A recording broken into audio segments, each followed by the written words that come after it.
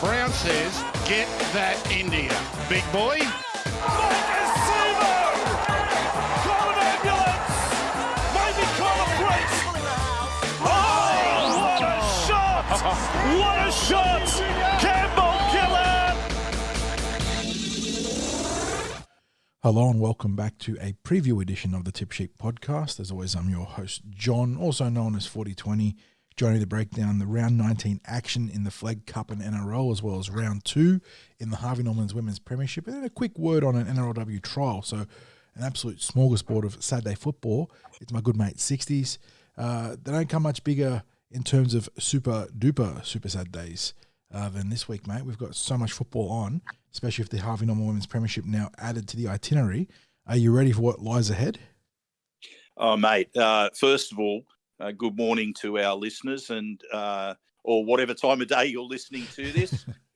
A bit of a reminder too, if you're listening to this on YouTube, if you can do a like and a subscribe, that'd be really great because we've not long really started the YouTube channel and there's certainly things we'd like to do with that channel. But for now, if you can give a like and subscribe, that'd be brilliant and we'd much appreciate it. John, the sun's shining. It's a great day to be out and about, which I plan on doing at some point today. I'm hoping that the sun's keeps shining through till Saturday because we've got 5 grades of Eels in action. Obviously, one of those grades being the NRL up in Queensland, up on the Gold Coast, but 4 grades locally. We're going to do our best to cover 3 of them because there is a bit of a clash, and we'll talk about that in a moment. But certainly stick with TCT on Saturday because we'll be doing our utmost to bring you the action in the grades that are being played locally this weekend. Yeah, with 4 games locally, and obviously the NRL game played up there in the Gold Coast, we've got plenty of coverage to come, so stay tuned for that. And before we get any further into the podcast, as always, a quick shout out to our sponsors, Star Partners Real Estate, Auburn, Rowan and Parramatta. You know, we love Greg and the crew, and they're massive supporters of TCT, so a massive thank you for this episode and for future episodes to come. Thank you, Star Partners. All right, mate, let's get into it, because chronologically, the weekend will start in Harvey Norman's Women's Premiership, but we're going to go to the Jersey Flegg. We'll go sort of age for grade upwards. So 1:00 p.m. here in the Flegg. It's out at Lidcombe Oval, hosting the New Zealand Warriors.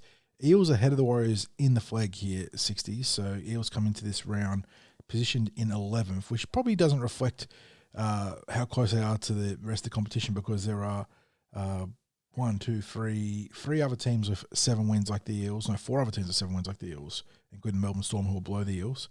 And then you had the Dragons on 8 and the Tigers on 9 wins ahead of them. So it's a bit of a logjam for that final spot inside the top 6 where the West Tigers currently occupy it.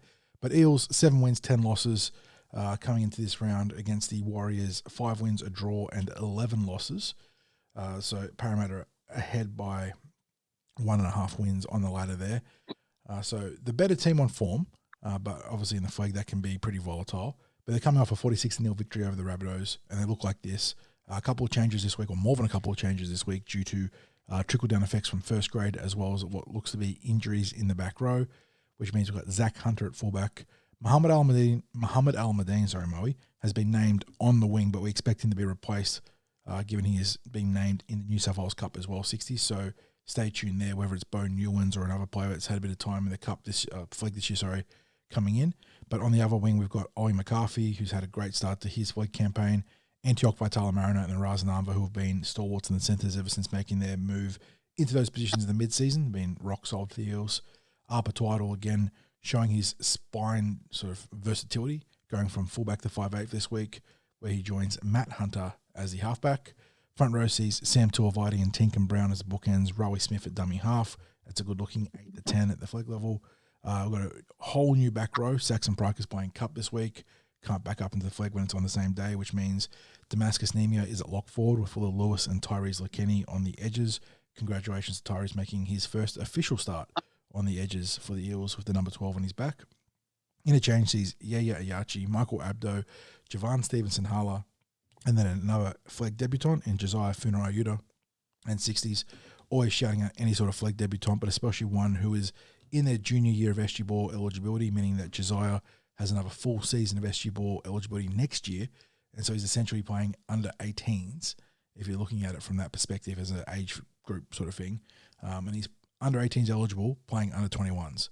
So that's obviously a reflection of both his skill and hard work to get here this year. So well done to Josiah. Rounding out the squad is Devontae Vivella as he's in the 19 jersey, but the concussion substitute as part of the extended team. I'm just trying to think whether Josiah might have made an appearance off the bench a few weeks ago. Not officially in terms of team was Tuesday. So if he's played, it's because it was a last-minute inclusion. Yeah, I don't know. I've just got it in the back of my head that it might have happened, but like you, I'm not 100% sure on that. But as you say, it's the first naming on Team List Tuesday, and he's certainly a player that's been earmarked as a potential NRL player in the future. He's gone through making representative teams at an age level, so be really keen to see how he goes. You've also got, you mentioned Tyrese Lakini. Well, Tyrese coming back into the SG Ball this year after being a year out. I think that was studies and rugby union. Yeah, schoolboy commitments. So yeah, so that sort of thing. Look, we've got the return of Matthew Hunter to the halves. He played particularly well for Cabramatta last week. Whether we see Bo Newlands coming in for Mohammed Alamuddin. Bo also played for Cabramatta last week. And Devontae Vivella, who's been named as the fresh reserve. Yeah, another easy option to slot into that back line. Yeah, he had a cracking game in the centres for Cabramatta last week. So that'll be interesting to see how that plays out. But, look, I mean, it goes without saying that the Eels were always going to be struggling to make finals when they lost their first 7 games of the year, but they've now won 7 of their last 10. And we know that a couple of those losses in that time were unlucky, especially the game against the Raiders, who are the table leading team. They should have won that game and got beaten in the last 2 minutes, missed opportunities, missed goal kicking. It was just one of those games. But we'll go with them to continue their form. Last week was just, bear in mind, South were ahead of them on the ladder and they put the cleaners through them 46-0. Whether South were able to throw too much at them or not, I was there watching the game. South struggled to make 20 metres in possession. Such was the way that the Eels' defence just completely shut down South's attack, and in the end, it looked like they were completely clueless as to what to do to remedy that situation. So the Eels are dominant. They played very direct. In the end, it was they were finding holes all over the place in the South's defence. So I think that's 2 games against South this year for 2 victories. I think the first time they played South were running about 3rd or 4th. And they might have started the demise for South. They haven't been following South's form since then. But it was a strong victory. I'm expecting them to come into the game this week with some renewed confidence. Speaking to the players and the staff after the game last week, the game against Newcastle was very disappointing. It was probably the boys were probably a bit down after losing in the last minute to the Raiders the week before. Newcastle were a very strong team, are a very strong team. They were running 3rd on the table, and if anything, whether they've elevated up the table or not since then, I don't know. But they were very disappointed in themselves for the game against Newcastle. lifted in a big way against South, and I think they take a lot of confidence, and I think they'll be heading for victory against the Warriors at Lidcombe on Saturday. Yep, I think they're going to get the job done, even for the disruptions being both forced and unforced, or I think it's all pretty much forced, to be honest, between those trickle-down effects and then injuries or suspensions in the back row of the Stratus boys who have been mainstays in the team ever since they've turned it around. But yeah, I think they're going to get the job done at Lidcombe, and keen to see how some of those young guys go, like Josiah Finrayu to Javon Stevenson-Halla, Tyrese Lakini. You got 3 SG ball forwards right there. So good luck to the boys. That brings us to the second game, but chronologically the first game. 10:30 a.m. out at Eric Tweedale, which is the home of our female pathways, which means the Harvey Norman Women's Premiership are in action. Parramatta Eels coming off their 18-10 win over the Manly Seagulls, taking on the St. George Dragons, who were handed quite strongly, I think is probably the nice way of putting it, by the Wenty Magpies. I think they got beaten 36-0 by Wenty, so they're coming into this round with the worst points differential after round one. Eels look like this. Got a couple of changes in light of what we assume is the NRLW trial, but there could be some injuries and suspensions in play too that we're not sure about. Unfortunately, with as of all New South Wales Rugby League grades, we don't get full coverage of injuries and suspensions, so keep that in mind. But at fullback, it's Yasmin Baker. Got Debbie Duahi and Shay Shipton on the wings. Caitlin Pearden comes in to make her senior football debut for the Eels in the Harvey Norman's Women's Premiership. She's joined by Aaliyah Hamano in the centres. So most of these backlines been reprised, but a couple of changes there. We see Talara Bamblet and Sarah Dimmick in the halves. Got Alita Namoche or Namose and Liana Dimmick in the front row. Chelsea Makira as the dummy half. Bella Sanford moves back to her customary position on the edges, and she's on the opposite side, joined by Talisha Maeva, who was also the team captain. Raishe Farmasuli locks the scrum. On the interchange, you got Rafaela Perigo, Lasalio Sita Payne, Alicia Bell, and Ashley Pottinger. A very young interchange crew there, but very talented. So going to be good to see them kicking on for another week. They got a long extended bench. Kayana Lakeni, Tahila Valuanga, Roy Muir, Caitlin Stanley, Fontaine Tafua, and then Aliyah Fasavalu Farmasuli. So we've got 6 reserves named, as the Eels take the depth very seriously here, but it's good to see them getting all the girls involved there. 10:30 a.m. kickoff, 60s.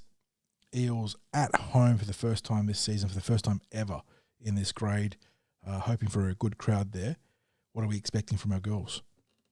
Well, first of all, it's interesting to see Peden and Halmono now combining in the centres in Harvey Norman's after their form in the Tarsha Gale. Mm-hmm.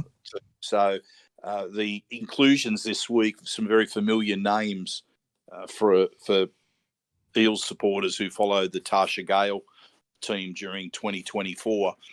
So it comes down to these the success of pathways in producing women for the Eels senior teams now.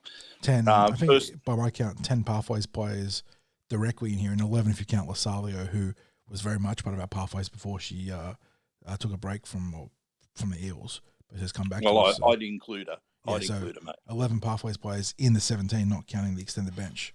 So we talked about the club embracing that ethos of being a development club. They've done that here, which is really good to see.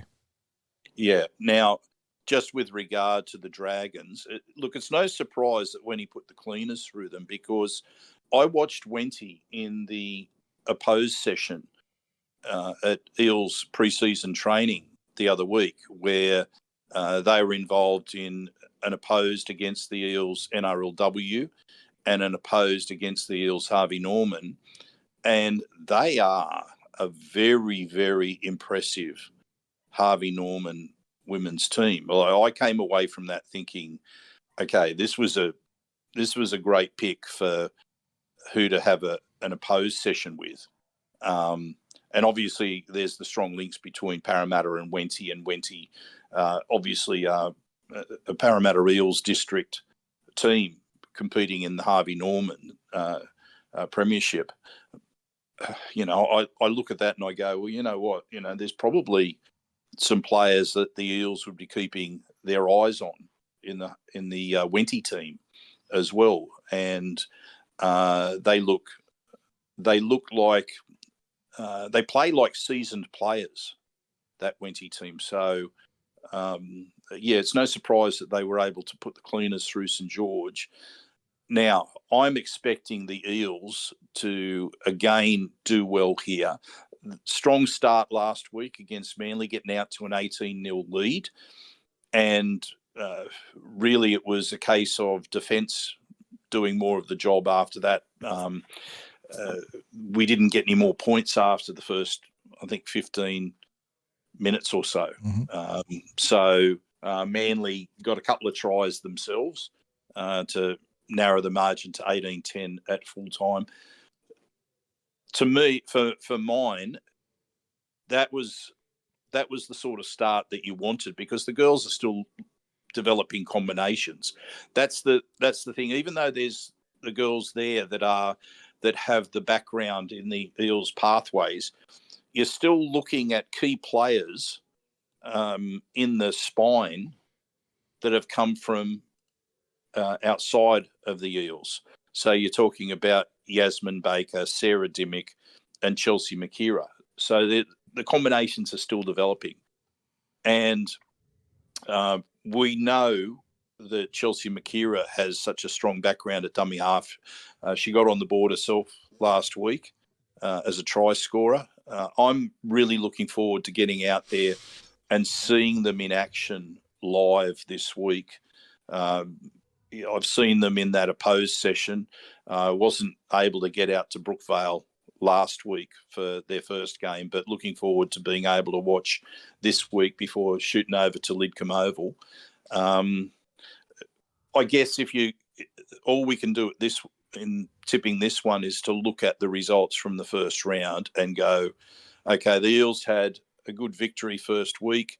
The Dragons were dished up by Wenty. Wenty are a strong team, but you'd have to say they would be licking their wounds this week. The Dragons, they wouldn't be coming out of that match with a lot of confidence. The Eels, on the other hand, would be. There's the players that have been introduced to the Eels team have that familiarity with their teammates.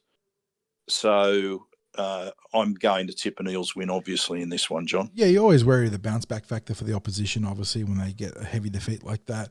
But on exposed form, as you like to say, I think the Eels have had a strong start. There's a lot of talent in this squad. They're at home for the first time this season. It's going to be a pretty emotionally charged day. It's a doubleheader out at Eric Tweedale, and we'll talk about that shortly. I think that there's good reason to think that our girls can get the job done here and maybe even win handsomely. So I'm going to back our ladies to get their second win of the campaign, which takes us nicely into a short segment for the NRLW 60s as part of our doubleheader out at Eric Tweedale. Obviously, the Harvey Norman's team kicking off at 10:30, but at 1 o'clock, the NRLW will have their trial against the St. George roster as well. It's free entry for both games, I believe, and you can also catch the NRLW trial on a live stream hosted on parraeels.com.au. So it's going to be a great little, I suppose, not diversion, because there's so much football happening at the same time. You're going to have like a multi-screen going on or whatnot. So, but you can catch the stream from 1 o'clock p.m. there. Eels haven't announced their team officially, but we're expecting, based on some of the names that the news posts on parraeels.com have been advertising, that it's going to be a full-strength roster or close enough to. They're talking about the squad being headlined by Kennedy Charrington, Rachel Pearson, Elsie Albert, Abby Church, who are cornerstone players in this squad. So I'm expecting the Eels to name, well, eventually once they do name it on game day, name a good team 60s. Yeah, and it's a shame that there's a clash, but through that coverage, we should be able to catch that later as well. Look, I think we're looking for the Eels to have a bounce back season this year. What I witnessed at their training the other week was playing the game a lot faster, especially in and around the ruck.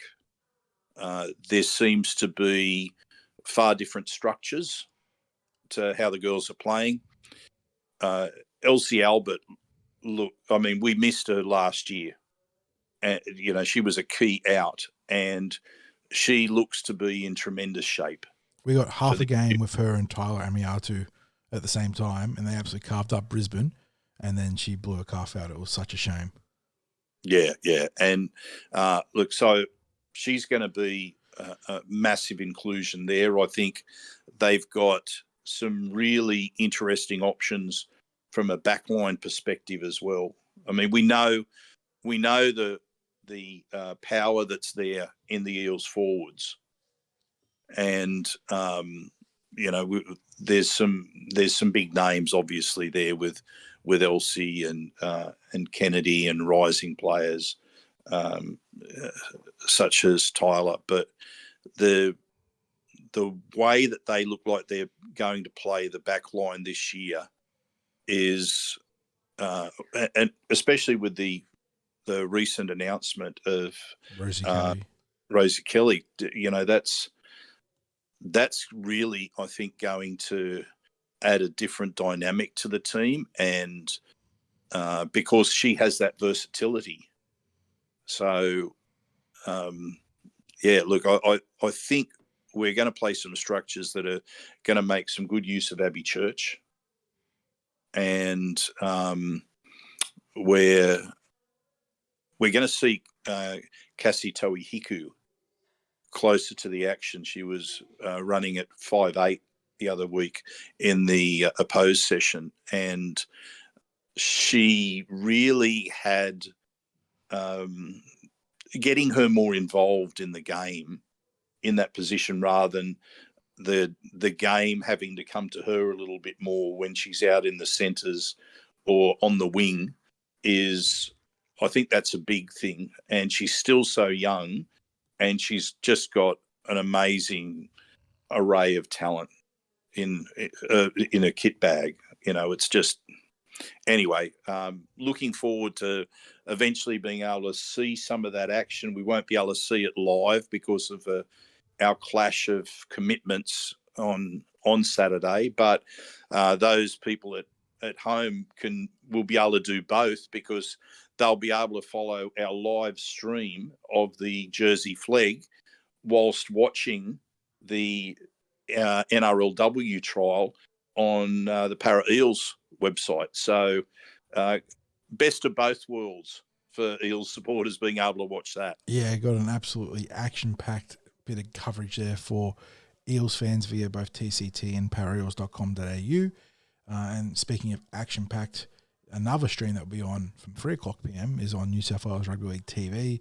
Obviously, you can also catch that via TCT too, but if you want the live broadcast, it's there for you on stream as the Eels host the Warriors out at Lidcombe Oval. Another doubleheader, so doubleheaders both at Eric Tweedale and Lidcombe for both the ladies and the fellas.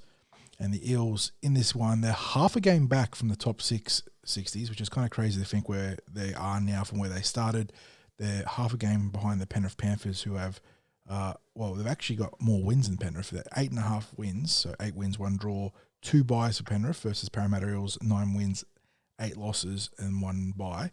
So they're actually right there in the mix for it, but they're also alongside the Dragons, the Sea Eagles, and obviously the Warriors, who are in 5th place. So it's a big logjam here in the back part of the top 6. So a huge game for Parramatta taking on the Warriors. They look like this. Changes this week due to those first grade call-ups, which means Zach Sini is at fullback.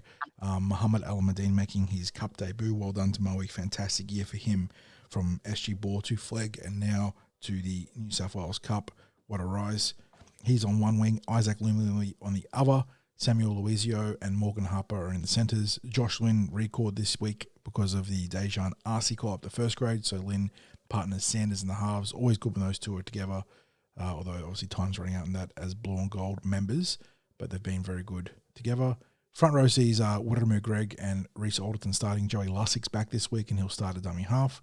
Dan Keir captains the team on the edge. Jock Brazel on the other side of the field. Brock Parker at lock forward. A couple good young forwards there, and Jock and Brock. On the interchange, Manny Luke, Saxon Pryke, Adam Spicer and Max Tupou. Obviously Saxon and Max part of the Flegg setup, and Saxon's been regularly in the cup now, and it's time for him to get some more minutes, as you've been saying, 60s. No reserve named, so I'm sure on game day there will be the concussion sub. And no Makahesi Makatoa, despite being not selected in first grade, and that's because we suspect he'll be up at the Gold Coast. But I suppose that does mean up until that point, there is some potential, not shenanigans, but late changes that could be made to cater for different options there. But Look at that Warriors team. Edward Cozzy, we know from first grade. Mawala Graham Taufa, we know 60s as a name familiar to us. Former Parramatta Eels, not pathway, spent a little bit of time with us at flag level. Who else is there?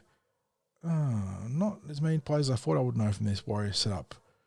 So they're doing well, but without names, I'm recognising too easily their 60s.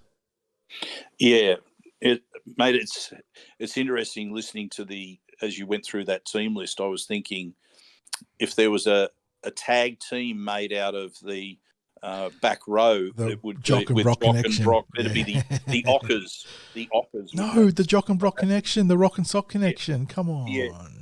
No, the Ockers, No, I didn't want to go. Ockers also works pretty well too. I got to respect that.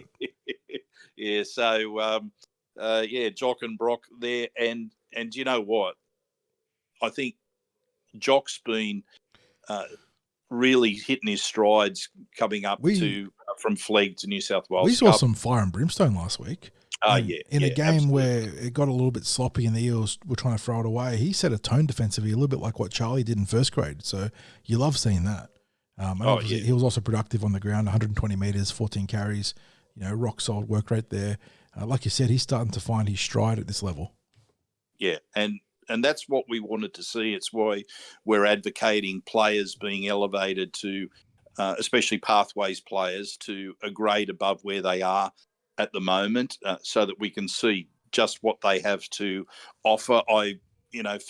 For anyone that's been at a particular level, what they can deliver at that level. So let's see what they can deliver at the grade above, especially if they are players who have been earmarked to have a future at the club.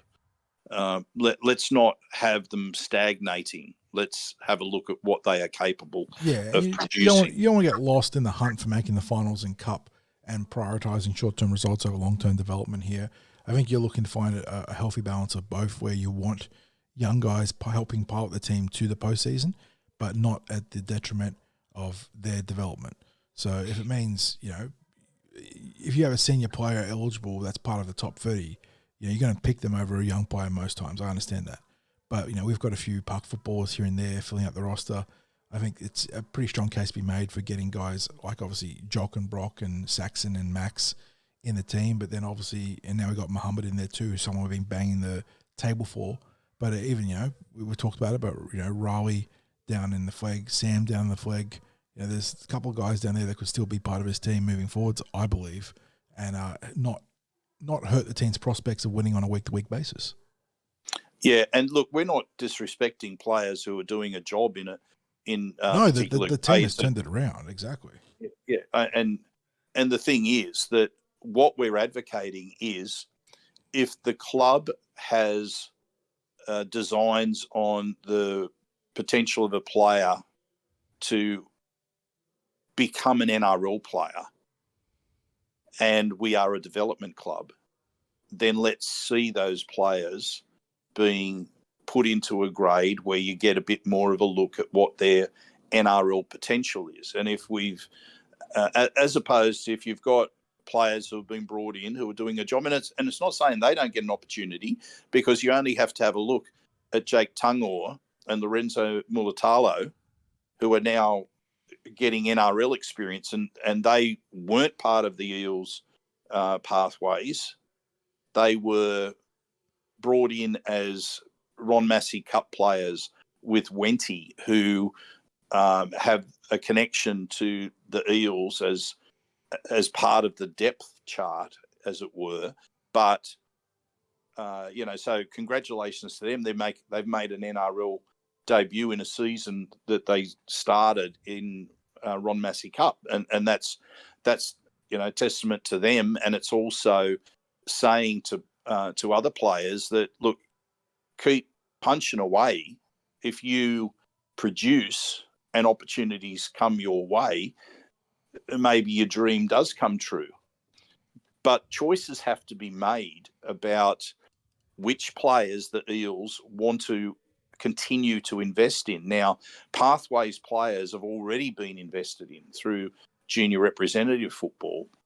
And then if they're under a contract to achieve higher goals, be it a development deal or maybe even that they are in top 30 now or next year, let's have a look at them. Yep. It's not a matter of protecting it. And look, if you win a lower grade title or you play finals football in lower grades, that's brilliant. It's the icing on the cake, and it's part of the team ethos as well. To achieve as a group rather than individually.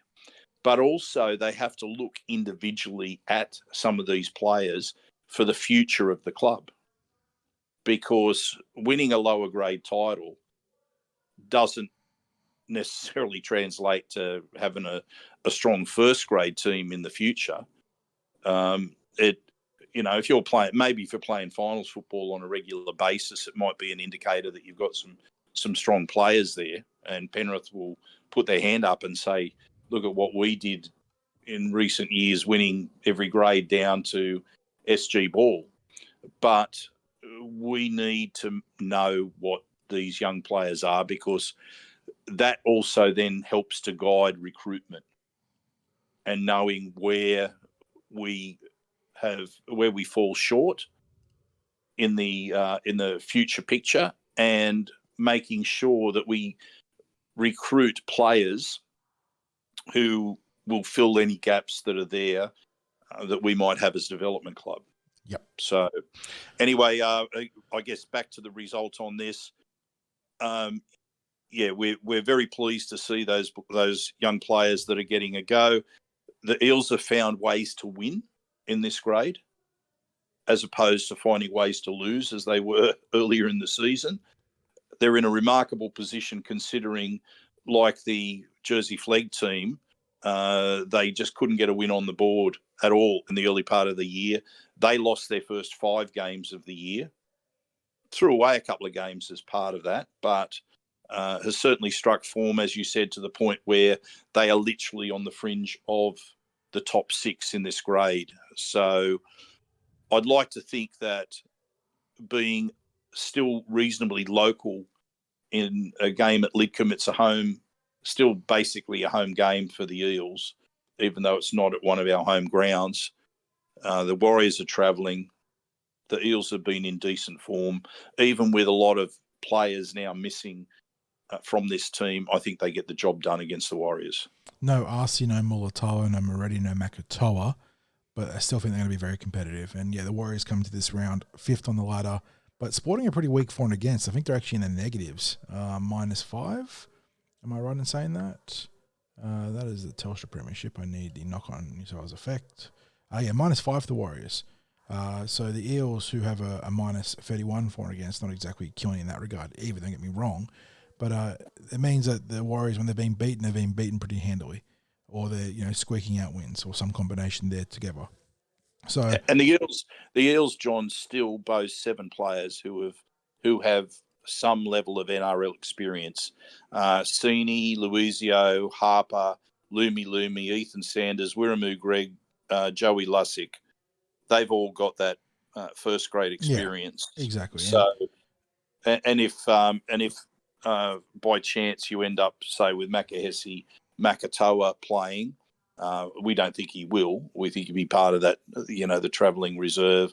I'm also expecting maybe a back goes away as well, but who knows what will happen there. But with that being the case, you'd still think that having that experience there is going to be beneficial for the team. And let's face it, even those amongst those, Morgan Harper was playing this season, Ethan Sanders playing this season, Joey Lussick playing NRL this season, Wiramu Greg playing NRL this season. So we've got fellas that are not just have a NRL background, but have been playing NRL this season. Yep. So, on at the very least on paper, you think they get the job done.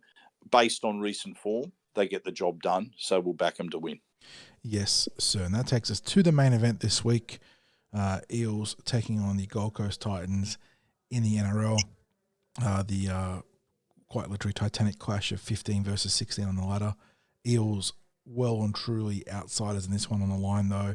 given that the Titans have struck a bit of form the last couple of games. They absolutely walloped the Warriors and backed that up with a win against Cronulla up in Coffs Harbour, my old stomping ground there, 60s. So they've got a little bit of form coming into this one, and they've got a pretty good team on paper. I've got to ask you, John, did you ever run around on that ground? Played athletic carnivals right at the International Stadium, played touch football on Wednesdays, part of local comp there. There was also a rugby league field on the other side that we played Oz Tag on too. So it was a bit of a hub. It was also near my, not too far from my school. So it was like a hub for a lot of stuff there. And it's gotten a bit of a revamp on the stadium side to make it NRL, obviously eligible for those sort of games. But it was a really nice field. Like, there's a reason why it's an international stadium. It's got pretty good turf. So, yeah, it's good seeing Coffs Harbour getting a bit of love there from the NRL, and it has been for a few years now. But, yes, a shame that not a shame, given that I like seeing Eels in Sydney, but it's a shame that the Eels didn't go there when I was young, I suppose is probably the way I should have put it. But, yes, Coffs Harbour getting featured in the NRL, always a good thing. I think Coffs, Port, thereabouts. I think it's Group 2. Is like a real rugby league heartland stuff there. So good to see it being in the fold for the competition. And mate, I'm sure you showed me photos of where of your home and the surrounds from when you lived up there. Yeah, on the other side of Coffs, though, that the stadium south side, and I grew up on the north side of Coffs.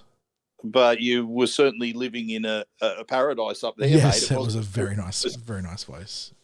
Yeah, absolutely. Very, very nice, yeah. But let's get back to the game. So 15th place Titans hosting the Eels, and 16th place up at Seabus Super Stadium, 5:30 p.m. on KO and Foxtel. Titans look like this, 60s. As always, it's an electric backline for them, and it's not even at full strength, and we'll talk about that shortly. But Keanu Keeney at fullback, Alafiana Camperera and Jojo Fafita on the flanks, Brian Kelly and Beau Fermor in the centres. Beau, obviously, an specialist back row, but capable of playing out wide, one position wider to cover that position. Jaden Campbell, Kieran Foran in the halves. Kieran captaining the team and announcing he'll be back for season 2025 this week. He is, I think, a half dozen games short of his 300th game, I think. So well done to Kieran for getting to that point in his career. He's had a short time for the Eels, but was one of my favourite players when he came here. I was so hyped for his signing, and obviously didn't work out, but it's good to see him get his career back on track. And then in the front row, you got Josiah Pahulu and Aaron Clark, Sam Verrills dummy half, Dave Fafita, Cleese Haas on the edges, Chris Randall at lock forward. Then you got Lou, Alec Wenke, Palacia, and Sammy on the bench. AJ Brimson, 18th man. We'll talk about that now. But then Stimson, Boyd, Isaac Farmasula-Awi, and then Jalen de Groot rounding out their rotation. AJ Brimson, 18th man, 60s. Surely, if he's fit enough to be 18th man, he's fit enough to play, and the Eels should be counting on him coming into that back line at centre, pushing Fermor into the back row, and then maybe Cleese Haas to the bench, and then maybe, I don't know who goes from there, whether it's Sami or Alec Wanke or Palacia or Lou, I don't know. But AJ Brimson is a legitimate superstar in this game. So if he's fit enough to be 18th man, he's fit enough to play. Yeah, and we'll talk about the impact of that shortly as we break down the game. But let's look at how the Eels line up in comparison. Yeah, so Eels got a couple of changes this week. Mitchell Moses on State of Origin duty trying to secure a unlikely series win for the Blues. Junior Barlaw not officially ruled out for the season, I don't think. The Eels haven't put out their injury report, but it's not looking good. And also the loss of Sean Russell, who, again, no injury report, but given that he's not been named for Cup, it's not too hard to read between the lines and say that he is injured, which means they look like this. At fullback and captain, it's Quinton Gufferson. Jake Tungor getting a second game in a row after a strong debut last week against the Rabbitohs. On the other flank, it's Lorenzo Mulatalo making his NRL debut. Will Penasini at right centre. Blaze Talangi, again, a victim of his own versatility, getting bumped to left centre, so he'll partner Lorenzo on that edge with Will and Jake working on the right. Dylan Brown has the 6 on his back, but will be the primary playmaker, you presume. 60s. Dejan Arce joins him in the halves. Big question will be whether they swap edges again. We saw Dylan operating on the right last time he was working with Dejan Arce, whereas he is customarily on the left when working with Mitchell, so keep an eye out for that. Reagan Campbell-Gillard, Joe Opengahi starting bookends, Brendan Hands at dummy half. Matto will be on one edge with Matt Dury on the other. Charlie Geimer rewarded for an outstanding debut with a first ever NRL start in just game 2 of his career. Well done to Charlie. So huge milestone for him. Speaking of the other players on the interchange, though, Matty Arthur, Sean Lane, Luca Moretti, and Bryce Cartwright. Extended roster, Makatoa, Lumi, Lussick, Harper, and Greg. Todd Smith has the whistle, and Peter Goff is in the box. So, yeah, you talk about matchups, talk about opportunities. The Titans, even hypothetically without AJ Brimson, got plenty of speed in that back line. Keeney, Pereira, Fafita immediately jump off the page, while Brian Kelly is a rock-solid centre, and you throw in AJ Brimson replacing Bo Fermor, and they've got strike from all over that 1-5 configuration. And obviously the other thing, 60s, before I throw it over to you, is that the Eels, unfortunately, by way of horrible timing, are likely to bear the full brunt of David Fafita's post-origin snub RAF, given that he missed out for selection for the third time this year, despite carrying some pretty good form coming into the Game 3 decider. Yeah, look, the Titans, on paper, should probably not be sitting quite as low as they are, just considering the strike power that they have in their team. Their form has been on the up since the start of the season. The Eels are sliding and sliding and sliding. And you spoke about the mismatch in pace. It's absolutely in your face, that mismatch in pace between the two back lines. The Eels missing the key playmaker in Mitch Moses as well. We've seen the struggles that we have without Mitch in any game. As opposed to that, the Titans have a veteran in Kieran Foran, and he's a veteran who's found a bit of form recently as well. Look, I've got a lot of time for David Fafita and the strike power that he brings to the forwards. If our forwards were in form, you'd look at that and you'd go, there's opportunities to win the game through the middle, but our forwards aren't in form. I can't remember the last time that we truly won the middle. We've been competitive in some of the games recently, but at some point we crack. And that's evident in the fact that we've conceded over 30 points in, how many games now? It's quite a string. It's the defensive results, unfortunately, speak for themselves. We will concede points in this. It then comes down to whether we've got enough in us to outscore the Titans. I think it's obvious how the Titans are going to play this game. They will shift that ball, and they will look to go around us, tire us out, and then they'll probably start to get plenty of action in the way of gaps through the centre field. I don't know that there's too much more I can say about it. My heart is always looking for a way to tip the Eels to win. I'm struggling this week, mate. Yeah, realistically, we know that the Eels are outsiders for good reason in pretty much every fixture remaining on the schedule. Not everyone just yet, but pretty much all of them, which comes back to the whole head versus heart, discussion, and knowing that you should be tipping against the Eels if you're in a competition, unless it's one of those competitions where you have to lock in your team and then always tip them. This is and the thing is, I was talking with the boys in the other podcast, Hamish and Birdie, that Eels and the Titans always play these weird, ugly, scrappy, high-scoring games. And that's true of when the Eels are good or bad, or the Titans are good or bad. So I suppose we can sort of expect that coming into Saturday.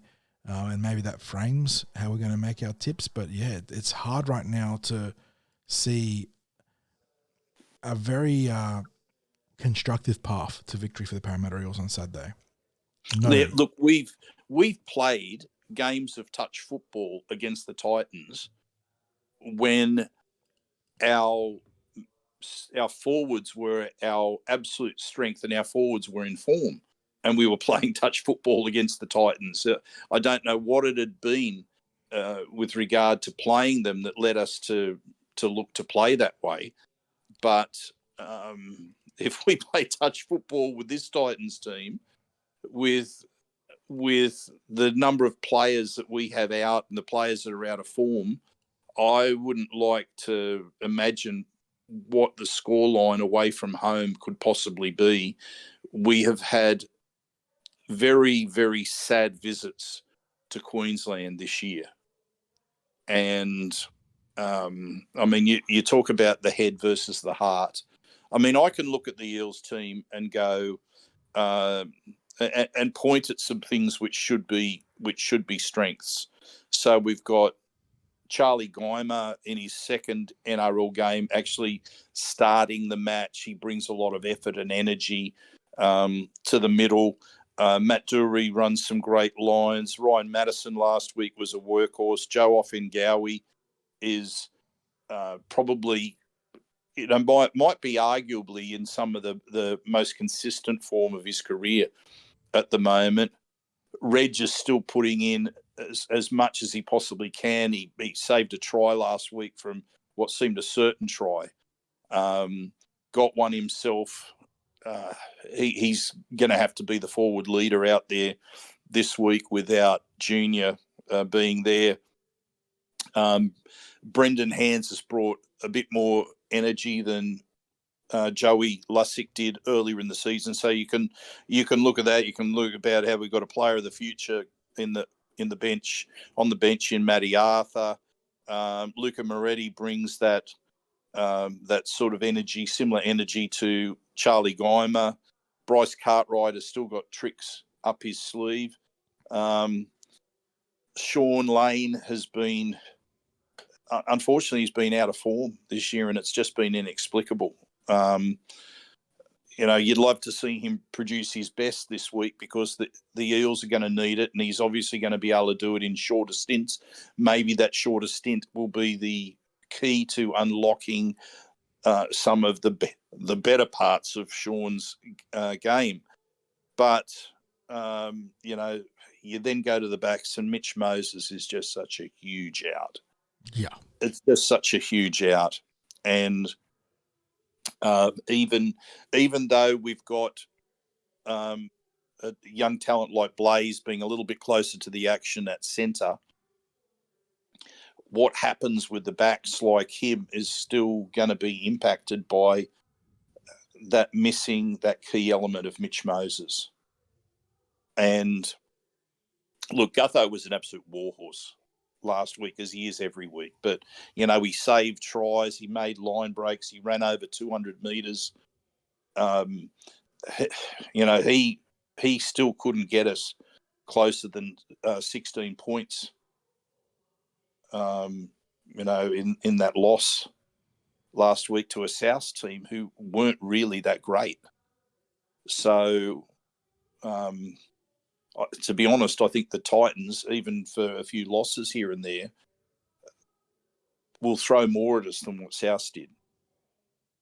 Yeah. So, the heart is looking at all those positives, all those ways that the Eels have players who can get a job done.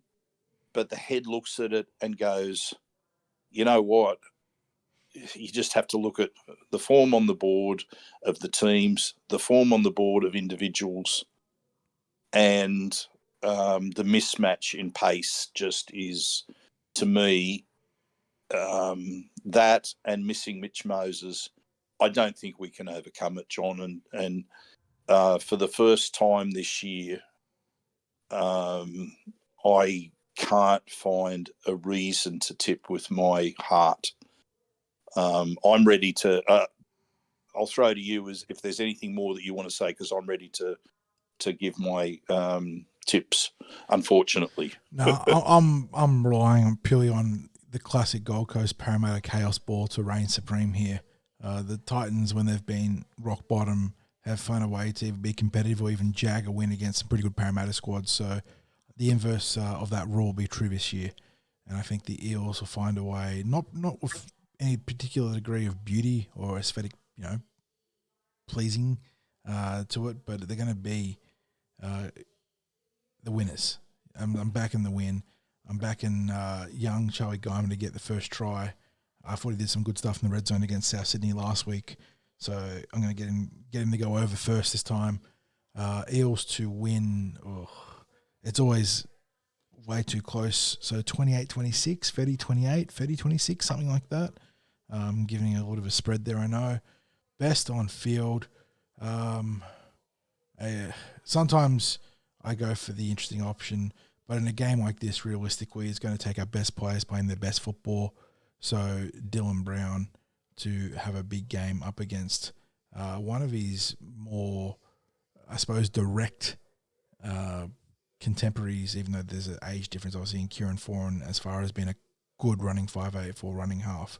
So Dillbags to outplay Kieran Foran, who's probably going to be a huge menace to us with his ability to straighten up that attack and open up at a channel between our half and edge. So have to put a bottle on Kieran and hope Dillbags tears it up. Okay, so the only thing my heart can hope for is basically what you've just said then, and that the Titans just play a shocker. The head says that this will just be a really ugly game as an Eels supporter. The Titans could win and win big. We haven't had 50 put on us yet, but they have the firepower to do it, no doubt. So unless we find something in our game that we haven't found recently, which is a genuine defensive resolve and effort on effort plays, it's, as I said, I think it will be ugly. I think we might struggle to score points ourselves, and that for me is a worry. So the only way that I see us winning this is basically that we can turn it into a tight grind. So if I was to pick an Eels win, I'd pick it as being, say a 18-16 or 2016 sort of victory. I don't think that will be the case, but I mean that'd be my heart tipping. The head tipping says this is going to be something like 48-12, and to the Titans. So and still be in the premiership hunt is what you're saying. Yeah, look, I hate giving a score like that. It just sickens me to the core. You can see the morale is sapped though for the players. Like I know there's a new coach appointed, and obviously there's a lot to play for in terms of trying to show him and put on tape your skills for next year. But the reality is that's been balanced against. It's been an absolutely grueling season. There was huge change at the top. There's been a lot of injuries, a lot of disruption, a lot of stuff out of their control.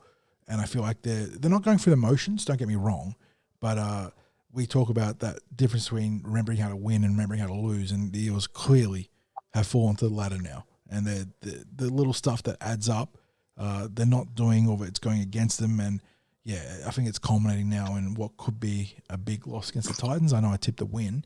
I'm going to stay true to that, but the pieces are in position for a hefty loss this week. Yeah, and you spoke about it in the preview, in the Team List Tuesday post about the inexperience that's there with the Eels. 5 players with less than 12 NRL games, 9 players in total with less than 35 NRL games to their name. You've got the Eels missing their 2 Origin level players in Moses and Jermaine Hopgood, a host of other players that are missing for the Eels, 2 rookie wingers against 2 speedsters. It's, the recipe for ugly is there in a big way this week. At the start of the season, this should have been one of those games that you looked at and said, here's 2 points coming our way. We thought last year was bad with injuries and suspension. Proof that it can always get worse. Even when you think it can't, it can always get worse. It has been a wretched year. And again, this isn't excusing everything else that's going on. There's clearly more factors than that at play. But injuries and suspensions have been backbreaking in any attempt to try and stabilise and reset this year. You know, losing Mitchell Moses as long as we did, and then having other key players in and out of the lineup, including captain Quinton Gufferson. Yeah, it's not conducive to a successful formula. No, if you're in contention for the wooden spoon, especially if you were a team that was tipped as being in line for finals football, a lot has to have gone wrong, and a lot has gone wrong for the Eels this year. And when you're in this sort of position, it finds a way to get worse. And now I'm had been expecting or hoping a bit of a bounce back factor with the new coach announced, but this just isn't the week where that's going to happen, because, primarily because we're missing the best player in the Eels team in Mitch Moses, and a host of other players. Whether we can manufacture a win or two before the end of the season, there would be some doubts about that, but it's not going to happen without Mitch Moses. I would be stunned if it happened without Mitch Moses, and that's just being brutally honest. So, but outside of that, I still haven't given my tip for the potentially best on the field for the Eels, or first try scorer. So, best on field, I'm going to go with Charlie. First try scorer, I'm going to go with Matt Dury. I think he might run a good line on an edge. I don't know that will be first try scorer for the match. First try scoring Eel, exactly, yeah, FTSE. First try scoring Eel, it will be, I'll tip it as Matt Dury running a good line and crashing through the Titans' edge defence. So basically that's where we're at, mate. I don't think there's too much more that we can add other than to stick with TCT this weekend. As look, we appreciate the fact that our readers, our followers, have continued to visit the site this year. It's a horrible year. As a website, we've commented on things that have happened this year, but we haven't gone down the clickbait road with this. We could have been, whilst we've been critical, we haven't wanted to sensationalise things that have happened at the club this year. We've tried to carry on our coverage as supporters, and also in bringing you facts and not rumours, in bringing you descriptions of matches, our takes on matches, our coverage of lower grades. We've tried to keep it, as for the Cumberland Throw, true to what we do, and we appreciate the fact that people have stuck with us, and our numbers will be, in terms of site visits, have reflected that. So we're really, really grateful to our followers for that, and to Eel supporters who follow us. We're grateful to our support, our sponsors, and of course we've got the Star Partners Real Estate, Auburn, Narellan and Parramatta, who've stuck with us. Parramatta Leagues Club, who are there with us for our live podcasts at Parramatta Leagues Club, the home of the Eels. They've been with us for our lower grade coverage as well. Our junior rep coverage as well earlier this year.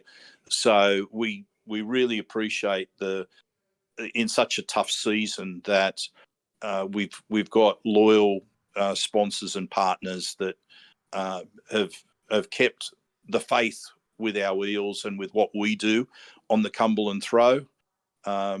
Shout out to everyone that extends messages to us, and there's many of you out there that do that, and it's and I'm not just talking about replies on the post, but some of the DMs and private messages and texts, and all the ways that you keep encouraging us to continue doing what we do. It is really appreciated. Don't ever think that ever taken for granted, because it's been a tough year.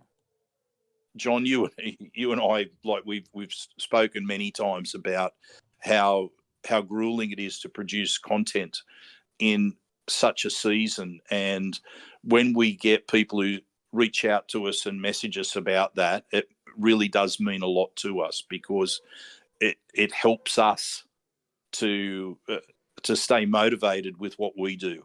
And I couldn't be more grateful for that. So, John, anything you want to say on those notes before we sign off? No, like you said, thanks to everyone that supports us. You know, having people come up to us every pre-game show at the bistro at Parra Leagues, it's always a shocking experience in that regard. Just the fact that people enjoy the podcast that much, and really looking forward to Saturday and all the football that is up there. It's a veritable smorgasbord for Parramatta fans, and I know that the NRL is struggling right now, but the Cup has turned it around. Flegg has turned it around. We've got a hot start from the Harvey Norman Women's Premiership, and our first look at essentially a completely new. I know there's not that much new in terms of talent, but with a new coach installed in Steve Georgalis, I think it's going to be a completely new NRLW team. So really looking forward to what comes out of this weekend 60s.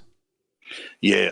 Look, it is even in these times, it's an exciting weekend of football for us, for what we can cover on the ground. And yes, I wanted to echo what John just said about our listeners that come up and introduce themselves to us at Parramatta Leagues Club, or if they've introduced themselves to us before, that they come up and they say hello. And